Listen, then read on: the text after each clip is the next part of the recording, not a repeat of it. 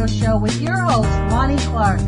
We stand together and accept that we now live in a world transformed by Fukushima. Monday, Wednesday, and Friday from 8 a.m. to 9 a.m. Pacific Standard Time here on UCY.TV Radio. We relentlessly engage every ear that listens. We expose and confront the complete lack of accountability for the nuclear industry. Consider social engineering programs who view our bodies, minds, and souls as assets on a balance sheet. We discuss vital current issues, interview activists, and engage our audience in an effort to allow all voices to be heard. The Age of Fission radio show creates a venue that all will choose. We encourage our listeners to reclaim their power and their courage to take action and save our planet from the ravages of greed and indifference. Our actions matter. Every voice matters. We remind our listeners that happiness is resistance.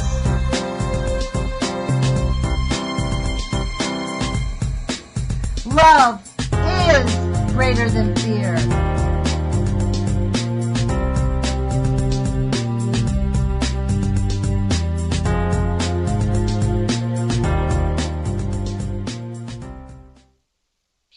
Good morning, UCY.TV radio listeners. This is Lonnie Clark with the Age of Fission radio show. Thank you for joining us, and thank you for caring enough about our planet to listen to people who are experiencing the process of admitting, working through, and living through the changes that we all have. In my intro, I say we now have to admit we live in a world transformed by Fukushima. I probably ought to have said we're transformed in a world transformed by the Manhattan Project. Today is Monday, and I have since found out that St. Louis was an ignored catastrophe in our country. I have been interviewing activists and highlighting the plight of the victims of St. Louis. And today, returning is Larry Burgan, one of the victims of St. Louis, who lives on the other side of the river. I'll let him tell his story. He was highlighted in The First Secret City, The Safe Side of the Fence, two outstanding documentaries which I've heard much about, but they're small and I am on the West Coast, have not seen them.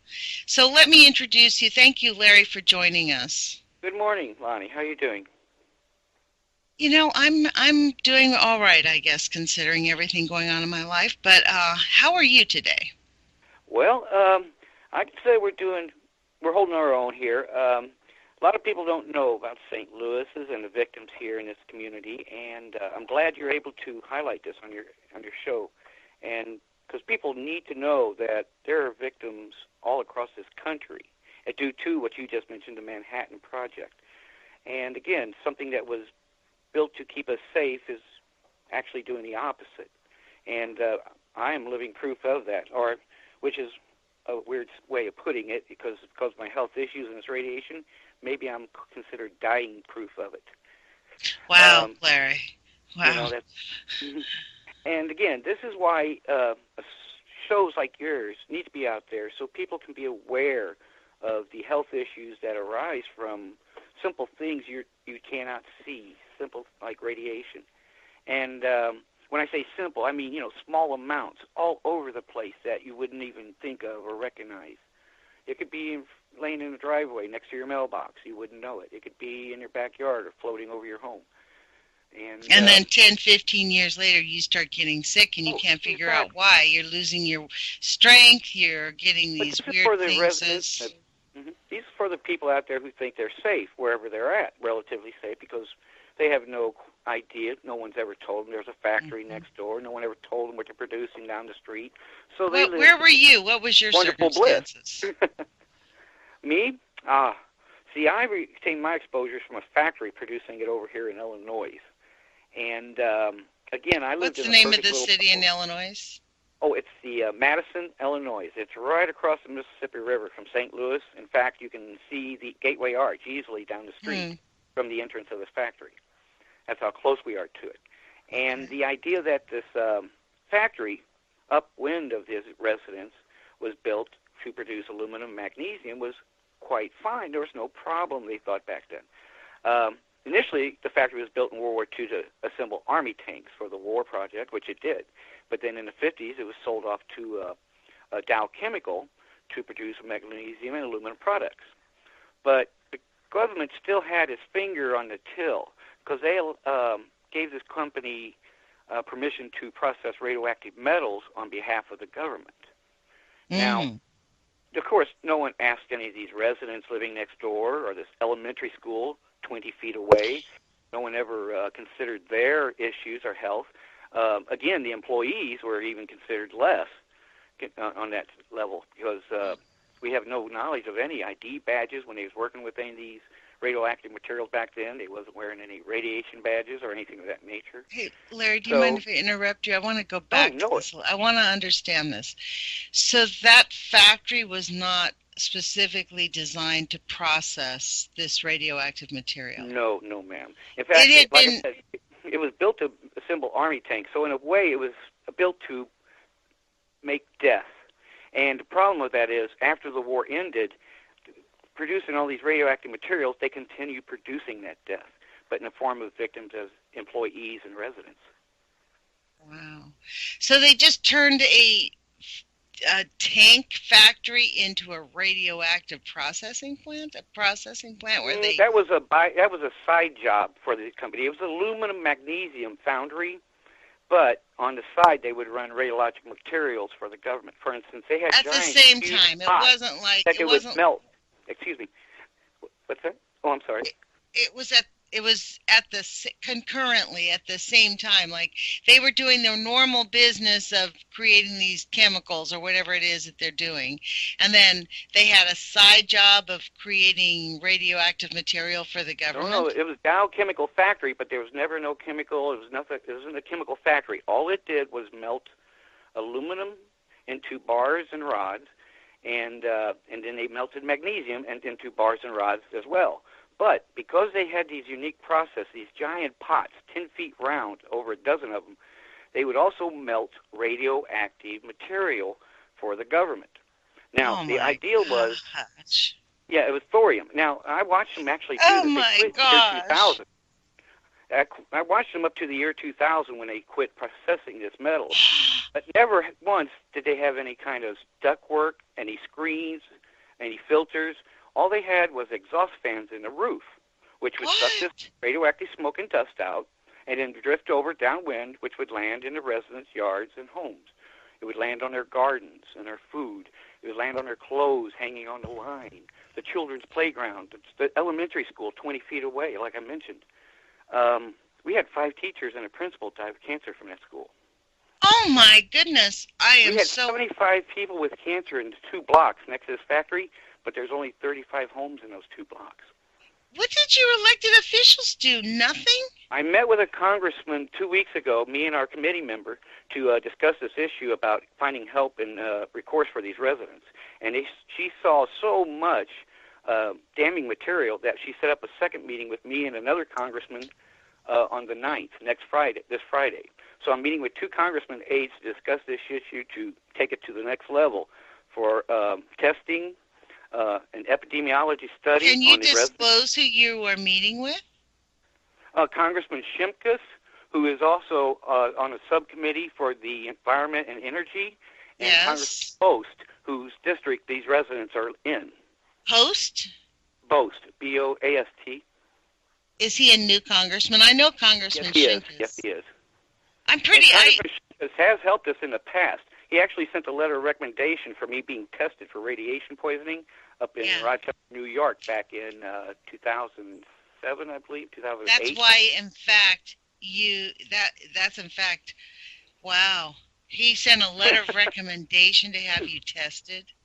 Yes. See, I showed him I was going to be tested up there at the Uranium Medical Research Center. It's based in Canada, but it has a New York office. And what they do is they was testing soldiers coming back from the Gulf War who was around uranium dust or depleted uranium during the war and come back with same sort of illnesses. Now, the thing is, every illness that they were testing for, there's a specific 5 illnesses that all these soldiers kept coming back with. Now, keep in mind, I have the exact same illnesses, and I, too, was exposed to uranium dust. It doesn't take genius to start seeing the pattern here start to develop. That's a scientific. So that's one of the reasons why they chose me to be tested up there at the Uranium Medical Research Center, because my illnesses were so closely related to these soldiers for the same reason. And but the government canceled our test a week before I went up there for my testing. Of course they did.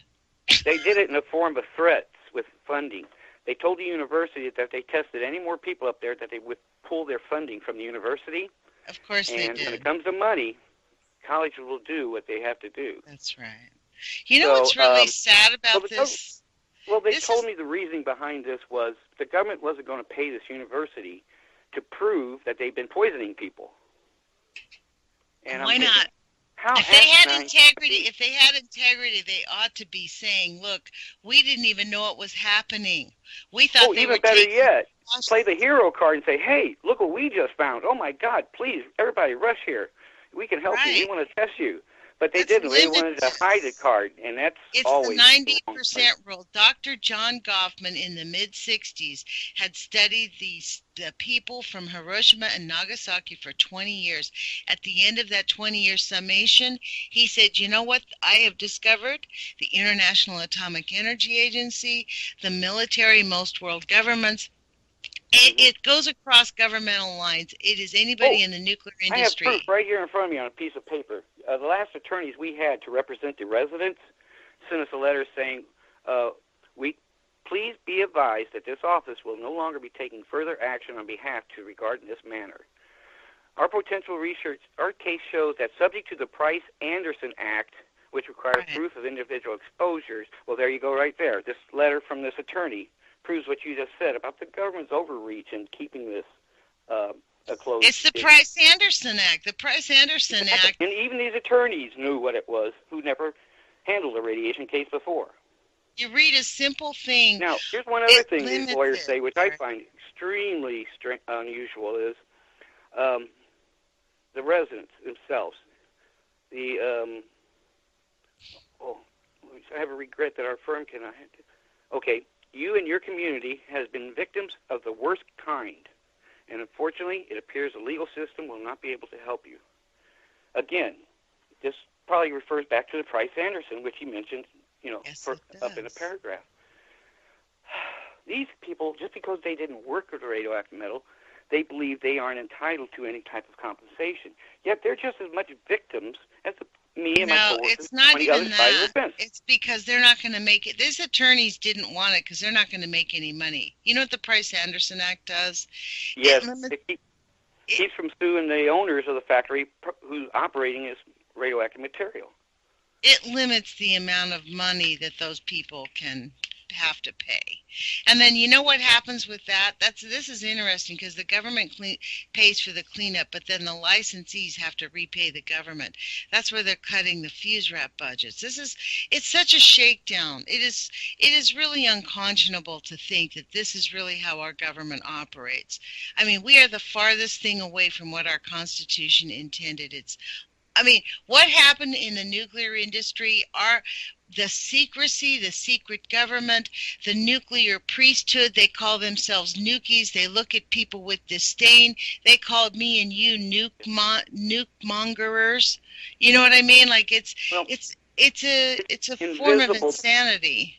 I believe it's the invisibility of the poison. I mean, you look right now, and you'll see they're all over the Zika virus. They're doing everything they can. As soon as Congress gets back from vacation, they're going to do everything they can to keep this Zika virus down. Now, Zika, you can't see it. It's invisible. It's a virus.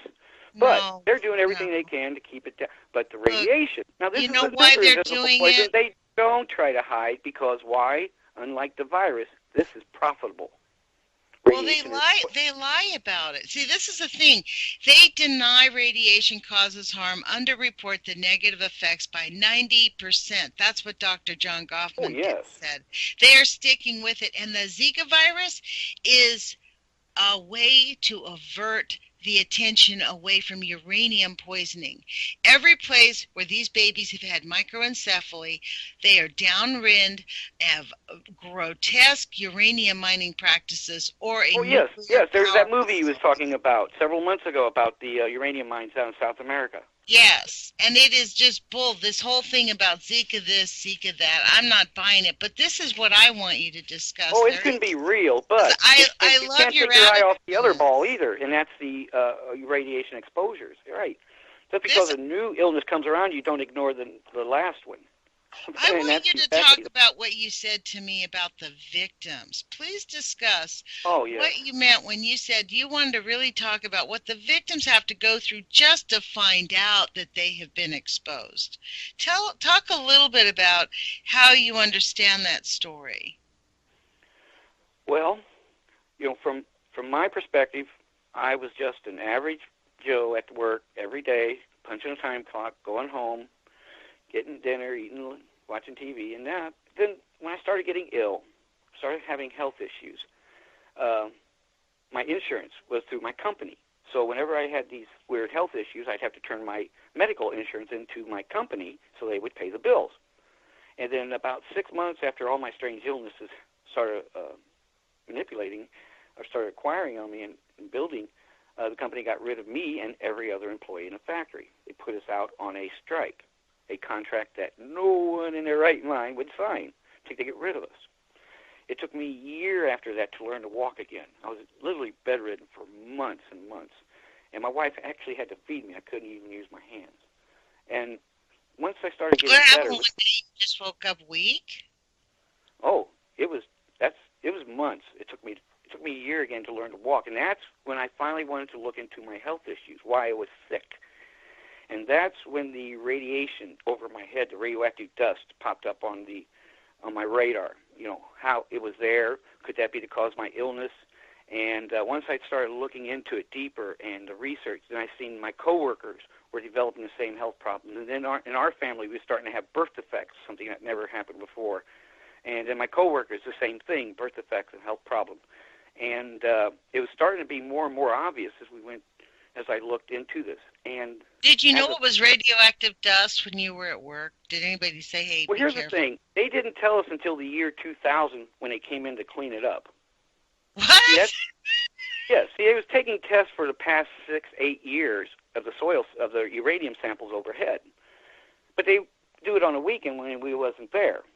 And, of course, the owners knew they was doing this because the government didn't sneak in there like ninjas, They had to have permission, and they had to explain why. And the thing is, the company knew I was being, and my coworkers on this one machine was being exposed to this dust on the beam overhead, uranium dust. And they also knew what our health issues was because of our insurance. So once they saw my weird illnesses coming up and that location where I worked, I honestly believe it was easy to put one and one together and figure out, this guy's going to figure it out. And then we're going to be sued. So what they did was got rid of all of us, file bankruptcy, and hope we went our separate ways and die off. Sad. But... And what about the neighbors in your neighborhood? Did any of them know that they had been exposed after they found out? Oh, no. They wasn't even an afterthought. I mean, after you guys found out in 2000, when all that came out in 2000, did they tell the community, hey, you need to start, this might have affected your families? You would think they would, but I actually have a letter from the Department of Nuclear Safety, and it states that the employees, here it is right here, Illinois Department of Nuclear Safety, comments on FIRSAP, February 25th, year 2000. Army Corps has inadequately assessed the dose to the first critical group, workers, and entirely ignored the second critical group, residents. Inadequate assessment is what it's titled under. Did they get a second assessment from the Army Corps of Engineers? There was no follow-up. And why not? Because it was not their job to do a medical evaluation. Their job was to remediate. Oh, these people are unconscionable. I know. It's like saying, well, we're here to take care of the body, but it's not my job to find out why he died. Right. Well, they're thinking about ignoring babies and children and people that are weak. Well, that's just sickness. it. They're the most susceptible, the young and the elderly, especially the young, because the genetic deformation and genetic damage starts at a very early age. I mean, even that's why the miscarriages and birth defects is so much more prevalent. Now, I have somewhat of a window, being 30, 35, 40 when I was being exposed, so most of my genetic forms are already developed, but it's the damaging since then, which will continue from here to the day I die. And you're a man, too, so men are stronger. Like, of all the species, that's why the government tests men. Did you know that? That's what made Dr. John Goffman study the Japanese.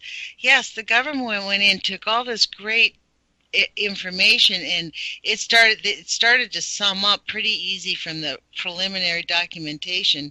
So they destroyed all the evidence after 3 years of all the women and children.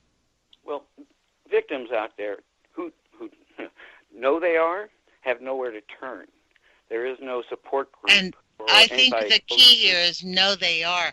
I think a lot of people have been exposed to radiation and have no idea they have been exposed. Well, now there are committees out there who are investigating this and working on, like our committee, on remediation and testing and such, but there is no, quote, like I said, support group. Someone you could call up and say, hey, how do you know if there's radiation been in my neighborhood or this community? Or, hey, how do you know what's the radiation exposure level due to a certain person? There's no someone you can go to. There is one new one that's out there called the Cold War Patriots. They're actually a branch of the government, and that's really the only support group I've ever found to help people. They're a branch of the government? I know, it's funny putting those two together, government support. Yeah, I know. But these are actually a group who helps people sign up for the government cancer fund. And they repeat the process as many times as necessary until they're approved. And they give them as much information and answers as they have available to them. They're very good. You got to say they're good. They're the only ones there is. I mean... And at least they help people get treatment. I mean, don't you think right. that is They steer really them in the right direction for getting them help. And our factory has already paid out over 100 to 188 employees $28 million. Now, this is cancers caused by radiation through this NIOSH Cancer Fund. It's called the Energy Employees Occupational Illness Compensation Program Act. Just the nuclear exposure alone entitles everybody in this country to free health care. It took me years to help get this fund installed in our factory. We ought to just have health care as a civil right. Like, we ought to be able to go to the doctor and say, hey, and have the doctor, without any limitations, really figure out what's wrong with us instead of having to play games. I mean, our doctors are so minimally education. We had that same discussion. If the Republicans would have put as much time and effort into improving Obamacare to where it's called AmericaCare, they would be heroes. But they wasted all that effort in trying to discredit it. You know what, Larry? I'm going to go deeper than that.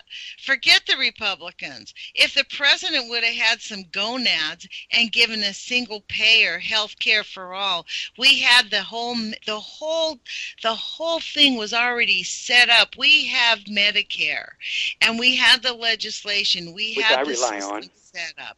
It's a great system.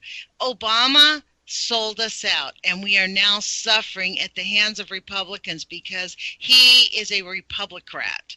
There is one party in this now Soviet United States. We live in the United Soviet States of America, where only the vote for the right candidate counts and where you don't have any rights. We don't have the right to go to the doctor. We don't have the right to vote. We do not have the right to free, clean food.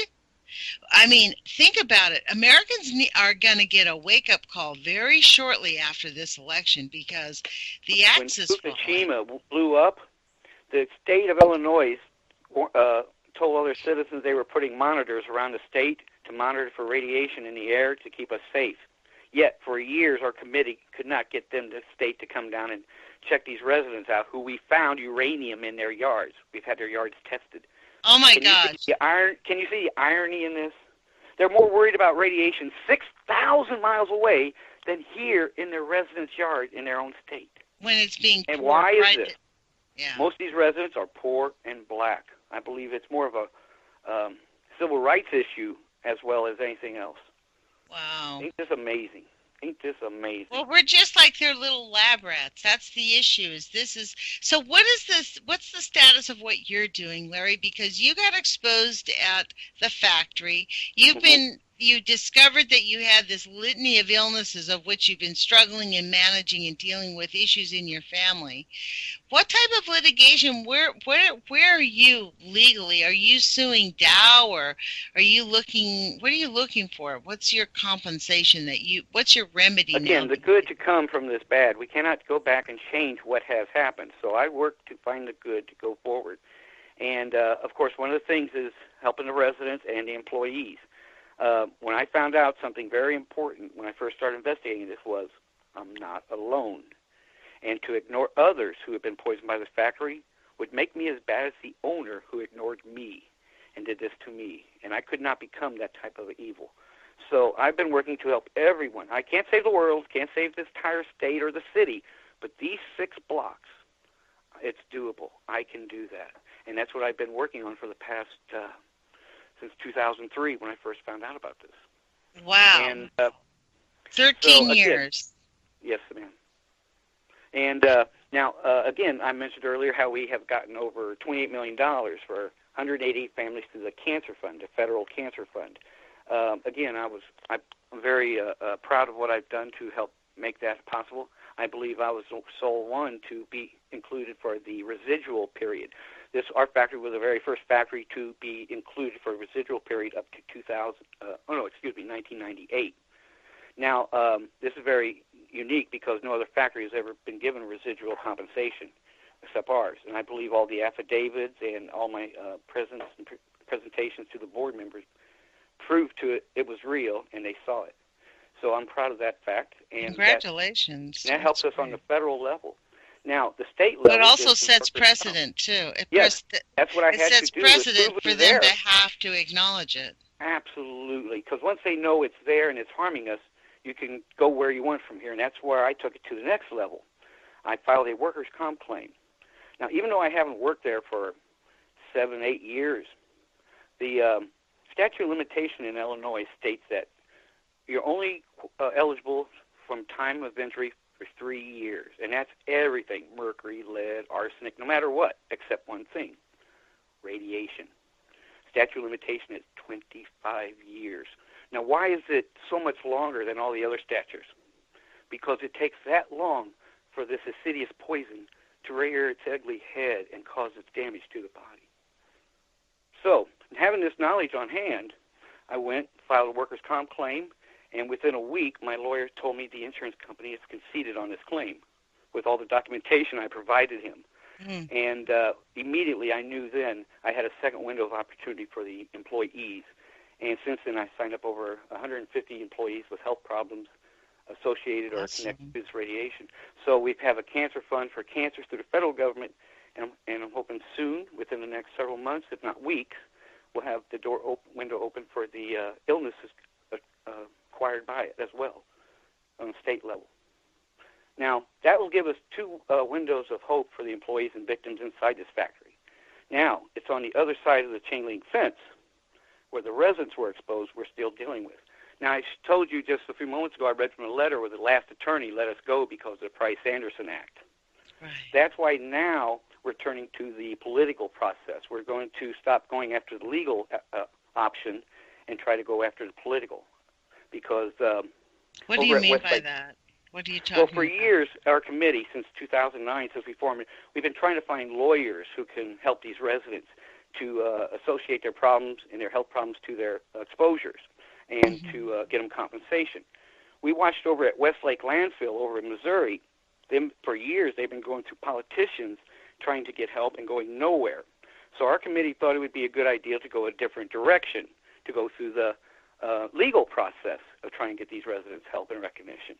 And since that seems to have expired, now we're turning back to the political option. But the good news is we have a lot more information than they do over at Westlake Landfill. These lawyers over the years that been, that would take our case and let us go, take our case, let us go. They weren't denying us or rejecting us. They were helping us build our case. You see, the first lawyer says, well, you got a good case, you just don't have this. So our committee would work for months and get that information, go to a new lawyer. He would say, well, you got a good case and you got this, you just don't have, that. So our committee would work months and get that information, and we'd go to another lawyer. He would say, well, you got this and that, you just need the other. And then so on and so on and so on. But the thing was, they weren't rejecting us. They helped us build our case step by step by step by step. They told you what you were technically missing. We have everything they need. It's like a hidden miracle. So when these politicians seen this last week or 2 weeks ago, they were just overwhelmed with the cancer list, with the radiation, the uranium Congressman levels, Shimkus' office. You mean Congressman Shimkus? Yes, they were like, oh my gosh, they cannot ignore this. Yes. Oh, absolutely not. But see, before all we had was one off-site exposure, and it was only 5 feet down next to a roadway. It was oozing off the waste site. But that didn't seem to be enough. That's why we needed testing in their yards. Wow. And once we've got the radiation readings back, it showed elevated levels. You could actually read the levels of U-235. Which is what was in that facility. Well, see, here's this other thing I did, was I made a bar graph of the reading of 4 samples in the residence yards, and I made 4 bar graph samples from the uranium readings inside when they removed it back in 2000. And what I did was I enlarged the bar graph readings to size in the residence yards because, naturally they'd be much lower readings than inside. Inside is where they produced it. It just drifted out the window. So I enlarged the residence bar graph to size as the indoor, and they were identical. And when I mean identical, I mean identical. So right there I sent this finding off to a physicist. Explain that again, that you increased the bar graph. Well, yeah, I enlarged the size, the scale. Okay, see, the readings are much smaller outside, of course, naturally, because it was drifted over and landed in their yards. So what I did was I made the bar as, it was like 1.0 outside, but the bar graph inside would be like 23.0. So what I did was I just enlarged the pictures to scale so they would match the ones indoor. I see. And that gave us a radiological signature. That told us the radiation, the uranium in their yards, the U-234, U-235, and U-238, is the exact same type of uranium inside the factory. And the radium that was processed inside the factory is a Belgium Congo ore, pitchblende. So you tell me how Belgium Congo uranium got in these residence yards. Wow.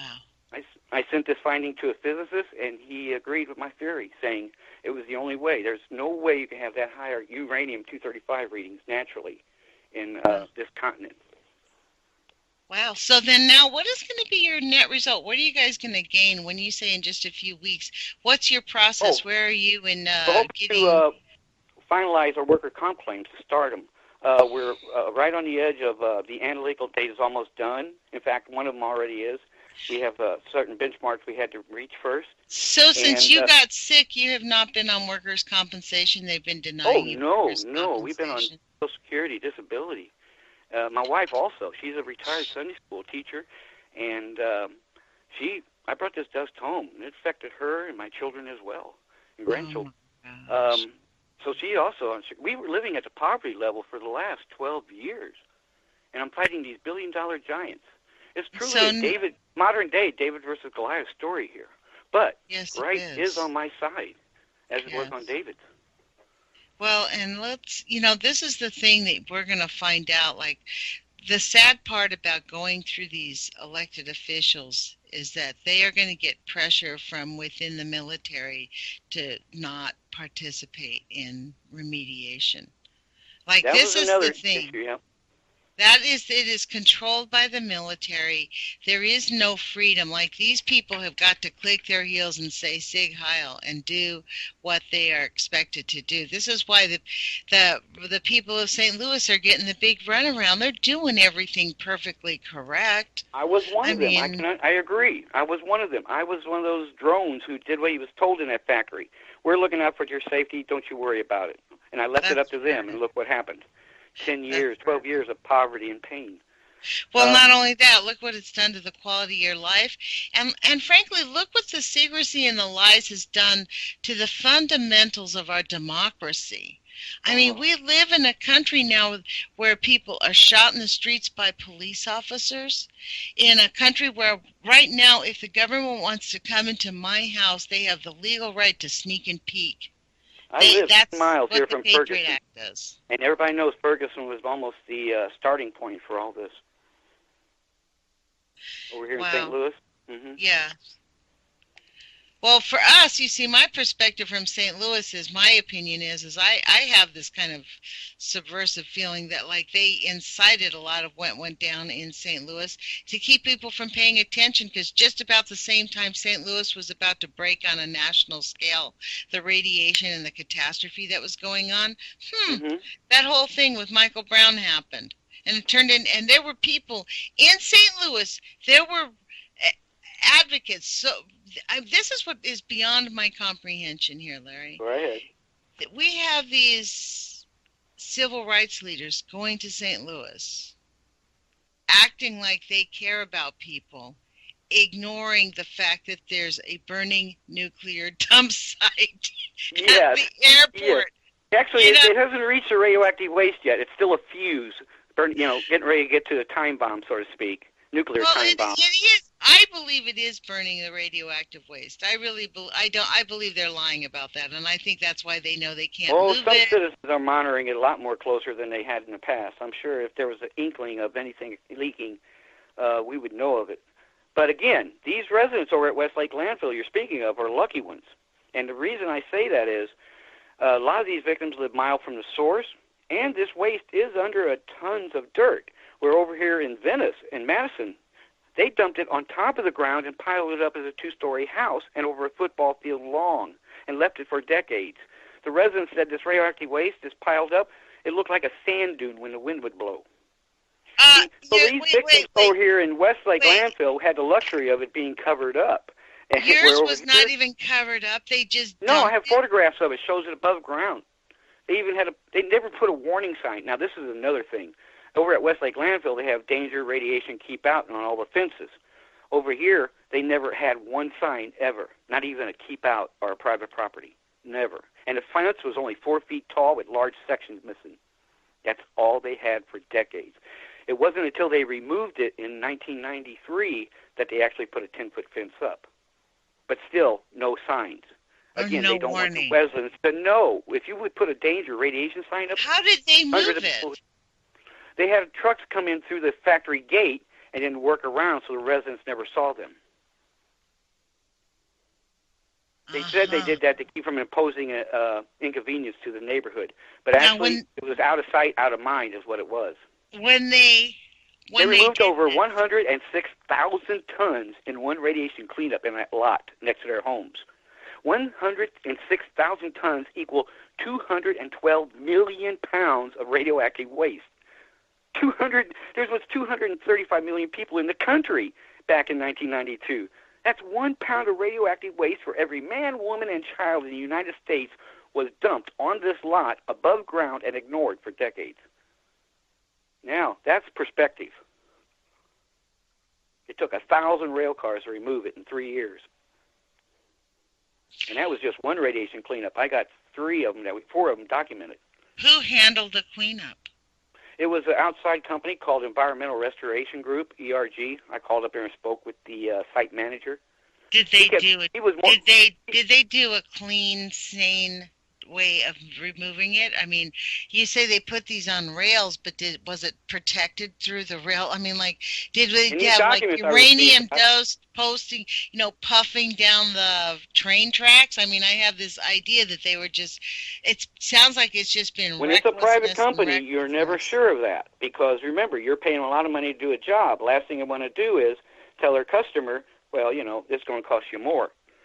So it's always questionable when a private outside company does this. And one of the questions is, in the documents I received during this cleanup, it said that they had air monitors stationed all around this lot, that when they was removing this radioactive soil, that the monitors would go off occasionally when it would go over the limit. But there was nothing in these documents where they said they warned the residents, again, not to eat their vegetables or close their windows. They never warned anyone. So in some form, I make them culpable in that manner for not raising a red flag. And again, when they was removing this radioactive waste, they only went as far as the road and stopped. Now, they went 5 feet down, but they didn't dig underneath the road or dig a roadway up or go under the road. They was only paid to clean up that lot and nothing else.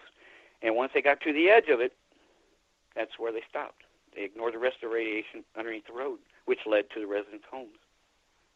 Remember, they only live 6-8 feet away from this nuclear lot. Larry, have you had the opportunity to talk to any of the executives for any of these corporations or at the DOE and ask them how in their possible hearts they could possibly just ignore the harm to human health and just That's not happening now, dear. You see, we couldn't in the past because of legal aspects. We didn't want to say something or put something out there that could come back to bite us in the ass, so to speak, when it comes to lawsuits.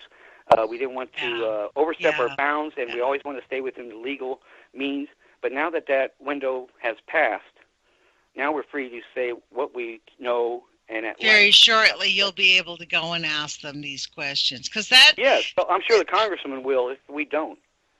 I hope he does, and maybe that's what you should tell the congressman. Well, timing is everything when it comes to politicians. And right now, because of Flint, Michigan, here's the good to come from the bad there. Right now, because of Flint, a lot of government officials and agencies across the state are on pins and needles, hoping that does not happen to them. They know of health issues that they've been putting off because they didn't seem to warrant concern. But now, seeing what happened in Flint, Michigan, they don't want to come back and bite them in the ass. So when someone has a health issue now that affects a large community, they have to pay attention. And that's what's happening now up here in Missouri. Now, let me explain. Now, this machine that I told you about, I worked on all these years, that processed all the uranium, over 3,200,000 pounds of uranium it processed. I found the back half of this machine in 2005 sitting on a abandoned road 50 feet past the county line over here in Illinois. I couldn't believe it. I called the... Say that again. I found the back half of this machine that processed all the uranium in our factory sitting on a back road back in November in 2005. I had Senator Obama's aide out there. I had Channel 5 News out there with a camera. I had 3 lawyers out there. Wow. And to look this press over. And we went back and afterwards they went back and asked the owner why it was out there. And he wouldn't give them a correct, a straight answer. Now, 10 years later, about 7 months ago, I believe I found the front half of this press, the most radioactive part, the part that the uranium was actually pushed through. And believe it or not, it's buried in a field in secret down in southern Missouri. No way. I swear. We found out that back in 2005, after they got rid of all its employees and changed its name, the owner hired this guy in who the other coworker said was a very reliable person. He was always drinking on the job and such. But the owner didn't care because this guy had only one job and one job only, and that was to cut up the front half of this press, to cut it up in little pieces. And he told him to take it to his farm and bury it. And that's what he told the coworkers out there he was doing with it as well. So I'm taking it to his farm and burying it. Now, I didn't think anything about this or know any of this until I found out that the reason that press, the back half of that press, was sitting on the side of the road was the guy who was cutting up this press, his nickname was Scrapper. He was trying to take the back half to a scrap yard. It being the back of the press, making it least radioactive, he thought he may be able to get it through the scrap yards for detectors. But he got pulled over and written a ticket for hauling unsafe explode.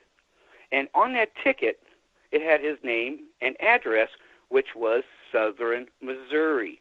So that traffic ticket, me and at the EPA office, we was looking it over, was actually a treasure map, which led us to the radioactive gold.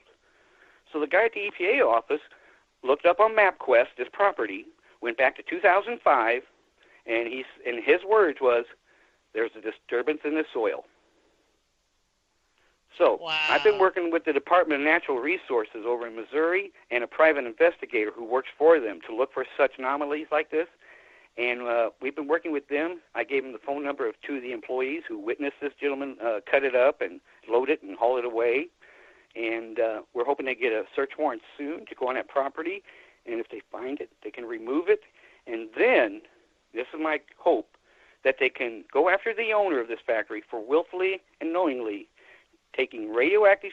smuggling radioactive material out of a government licensed facility. His factory is a defense contractor, by the way, and sneaking across state lines and burying it in secret. If I could have him charged and convicted of a felony, I could have all his government contracts revoked. It's the Price-Anderson Act. He will not be convicted of anything. It's the Price-Anderson Act. It's knowingly or unknowingly causing harm. Knowingly or unknowingly. Here's the chink in the armor. That was SCI. Now, this is the same owner, but he's remember, changed the name to a different factory. That makes that factory responsible, and that factory has no radiation licensing whatsoever. And so besides that, let me ask you this. That factory's employees commit a crime. See? Now, he can't be covered in the Price-Anderson Act because his factory isn't covered anymore. It was the old factory he had the license. That's true. This was all unlicensed. Right. See, remember, and when he got rid of us, he changed under a new name. Let me ask you this. Why is it that the government didn't make sure that radioactive machinery was properly disposed? Isn't it our Department of Energy? They've lost track or ignored it for years. I mean, they wouldn't even cleaned our factory in the year 2000 if it wasn't for Kay Dry doing a newspaper story about it. And if it wasn't for that newspaper story, it'd still be raining down on us today, and we'd probably still be working under it. Well, the new group would be. We'd be too ill. What do you mean? Say that again. Kay Dry ran a quick story on... she helped write a story back in 1989 exposing this factory processing uranium. Now, I never read that. I wish I would have back then. I would have had a heads up. But it was in the local newspaper, and it told of a truck driver by the name of Tom Green who would deliver uranium billets to our factory. When she interviewed him, he was laying in a hospital dying of double lung cancer, which was probably contributed to his exposures. So that's how I found out first, where it came from and how was through her and through her story. And Miss Dry is a wonderful, wonderful woman. For the last 40, 45 years of her life, she's dedicated to finding radioactive waste sites and factories and production here in the St. Louis area and help for people. And she is truly, truly a hero in my book. Yeah, she is. I've interviewed her twice on the radio show. She's really done tremendous work, and her whole focus was civil rights when she got out of college. That's what she was working for, was civil rights. Mm-hmm. And in a way, this kind of makes sense that she would dedicate her life to this, because this is our civil rights. Well, Mr. Green was a black man, and I believe that's why they took advantage of him, because of that. And he was the one who delivered all the uranium billets to his factory month after month after month for years. Wow. And again, running it through that factory, making that smoke and steam and heat, it would go up to the roof, and there it would go out the windows and drift over and land in the residents' yards. Larry, let me ask you this, because you might understand where to look for this. Your story reminds me that most of us have no idea how close we live to a nuclear facility or any type of radiological material being produced. Many of us can see chemical factories, but how would a person find out? In your case, it was only because of that story that you found out? How does a person find out? This is the thing. People in their neighborhoods just don't know. I'm sure there's a map or online where you can go and see different production spots throughout the country and, at different levels. Look at those little towns. Maybe that's what I'll do, is I'll connect all those dots. Well, here's a for instance, I was at a funeral of a family friend down in Crystal City, Missouri. It's down in southern St. Louis. It's below St. Louis, about 20, 30 miles. And while I was there, when I ran into aunts and uncles and cousins I haven't seen in years, and one of them was a cousin, Linda, of mine. And when I told her about my, radiation exposures and health problems, she told me, "Oh yeah, my family was poisoned. I lost my child because of radiation." And I go, "Well, what do you mean?" When she told me, "Well, we live down in Hematite, Missouri," well, as soon as she mentioned the word hematite, I already knew her fate. See, down there they had a small building, not a factory, but a building that processed plutonium. Oh, and I remember years earlier reading a newspaper article where this lady, Clarissa Eastman, was trying to get help for everyone living around this factory. They found elevated levels in their yards, and they had health problems through their community. And she, when she told me this story, that where she lived, I knew she was one of the victims that was living down there with Miss Easton. So, as I was there to grieve for one of my family members, I was also feeling sadness and remorse for my cousin as well.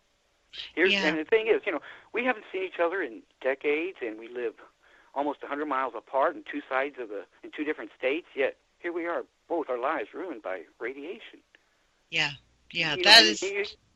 it's and completely unconnected, yet, again, it shows you the proliferation, how much and where it can be. Yeah. Well, also amazing. The denial. This is the thing.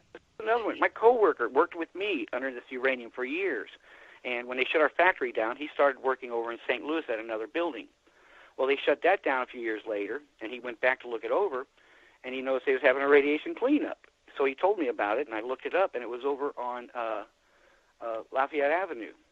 Well, it turns out that they stored and processed uranium there as well. So here's my friend who worked with me at this factory.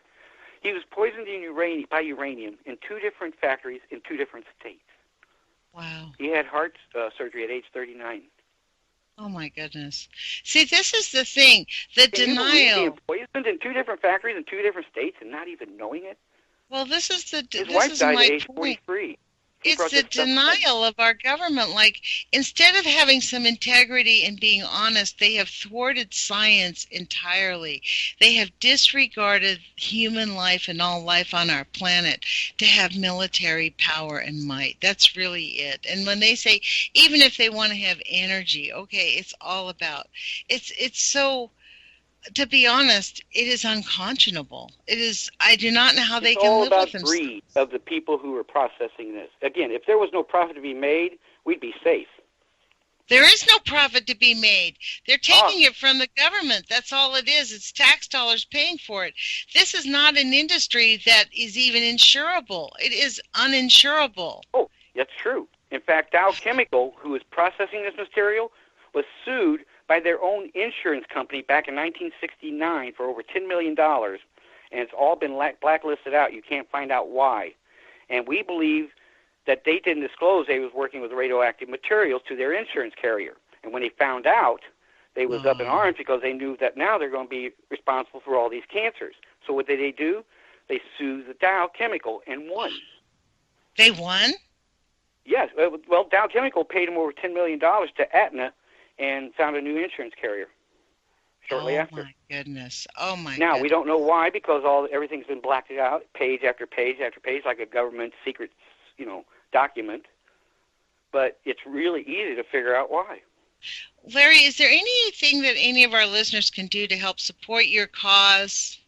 Or is there anything that anybody listening to us can do to maybe help sway our elected officials to take this more seriously? Maybe we should be calling these Congress people and saying, we want real, honest evaluation of the radiological exposure. Well, what do we say? Facts. You have to, concern is first on the list, but you have to follow that up with knowledge and facts.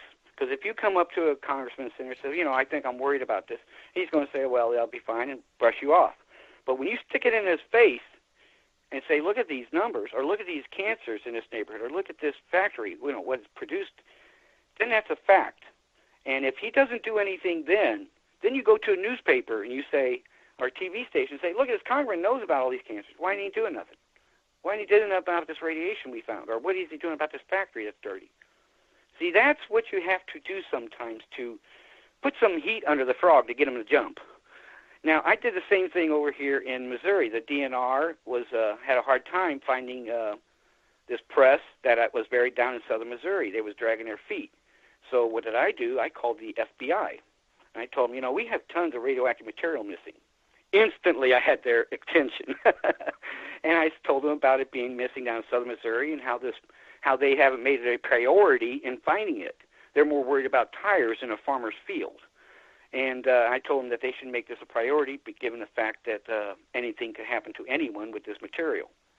So what they did was they called me 2 days later and said that they're looking into it. So I put the heat on the Department of Natural Resources in finding this press with using the FBI. So for a moment, there was not the Federal Bureau of Investigation. To me, there was a Federal Bureau of Intimidation. And what it did was get them moving. This is things I do to apply pressure to, and the same way to help people. You have to be active. You have to have facts. You have to look. People ain't going to give you answers. They don't know either. Yeah. Just like me, it took me 13 years to compile. And the people who do. This is the interesting thing, and to be honest, I have a bit of bitterness about this one, because it is not our responsibility to do this. This is why we have governmental agencies. This is why we have the EPA, the Army Corps of Engineers. They ought not to have their hands tied behind their back to tell us the truth and to help us. But remember, I left it up to someone else to look out for our safety at this factory, and they came back and it ruined our lives. So now I ain't leaving it up to someone else. I am taking control. And that's what we all have to do as citizens, to keep these companies, the government use of these materials at bay. We have to realize this as a group. And again, do your research. Find that map you're talking about. Where is the closest radioactive place to you? Where is the prevailing winds blow? What's the cancer rate in the town next to it? These are things people need to look at. I've done all. And don't deny it. Like, I have a family member who lives near 3 nuclear power plants in Pennsylvania. She's like right in the middle of it, and it's like near, I think, 3 Mile Island. There's near 2 other nuclear power plants. She has 4 grandchildren with autism, and has really questioned me when I said, "Don't you think that might be related to living near a nuclear power plant?" Well, she's like, "No." You're right. She's lucky, though, in one aspect. She knows where it's at. Millions of us across this country don't know it's in our backyard, don't know it's laying in our mailbox, don't know it's down the street. So in one aspect, she's lucky she knows where it's at. These residents living next to a factory here in Venice, most of them still don't have a clue. Well, I would like to see us figure out a way to get our country back, to get our government back, to make these agencies work for us, and to get science back, because when scientists lie, people die. That's really and that's what we're living with now. It is an outrage that you have to become an expert. All of us are expected to, the scientific community has an obligation to have integrity. That's what I feel. I have had a lot of people with physicists and help us down the road, doctors, and who are looking back on a career of wanting to repair, I believe, some of the damage they may have done in the past, or to atone for sins in the past, maybe, or because there's a lot of retired physicists who now are on the other side of the fence where they've been all their lives. Right, because they couldn't when they were employed. See, either a university or a government agency would prohibit them because of conflict of interest. Well, again, I've gone through many doctors and physicists over the years. I've learned this. Yeah. Again, they're coerced at every deep level. It's very sad. Look, we are coming up on the end of the hour, Larry. I cannot believe this, but thank you for joining us. I hope you will come back in maybe a month or so and update us on what's going on. So, Larry Burgan, thank you for joining us. Thank you, Lonnie. Okay. Well, put your courage feet on, people. Take action. Get educated. We'll talk to you soon. Thank you.